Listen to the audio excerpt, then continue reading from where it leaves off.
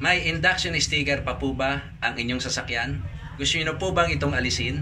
Paano nga ba ito alisin na hindi magagasgasan ang salamin? Ito po, panoorin niyo po ang video kong ito at inyong tapusin.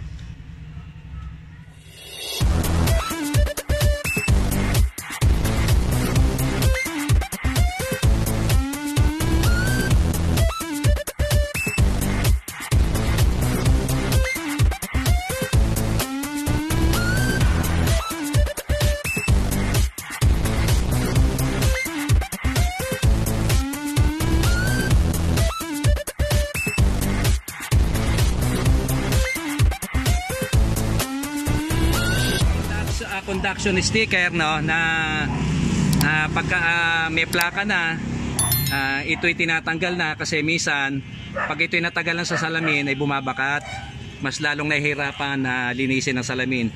So paano po ba iya matatanggal nang hindi magagasgasan ang salamin? Kasi yung iba kinukutkot yan, ginagamitan ng matalas. Ang sikreto po lang dyan ay blower lang ho natin yan, iinitan para lumambot po yung sticker. Ito po mga kaibigan, initan lang po natin yan. Yan po ilalambot.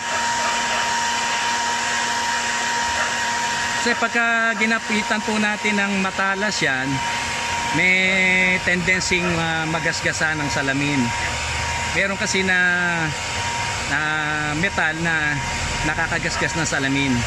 Although na matibay ang salamin at yan ay hindi basta-basta nagagasgas, pero maganda na rin yung iingatan natin. So ayan po, pag mainit na po yan, lalambot po yan.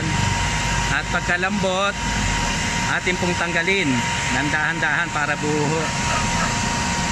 Ayan po, oh. Nakita nyo po, lumambot na po siya. Medyo mainit lang po talaga dahil mainit ang blower. Ayan po, diba? Oh, saglitan lang, oh. Nahugot lang yung blower. Nahugot lang, yun lang. Wala. Okay na rin yan. Okay na rin naman, oh. Kaya na rin, kahit ang blower rin. Ay, baka hindi, baka nag-overheat lang yung blower. O, ayan po mga kaibigan, oh. Nakita nyo, ganun kasimple, ho. So wala pong kahirap-hirap, no po? Oh, walang gas-gas, di ba po? Oh. Oh, dali, nasa inyo ating gas, pabot nga ng gas. Ito.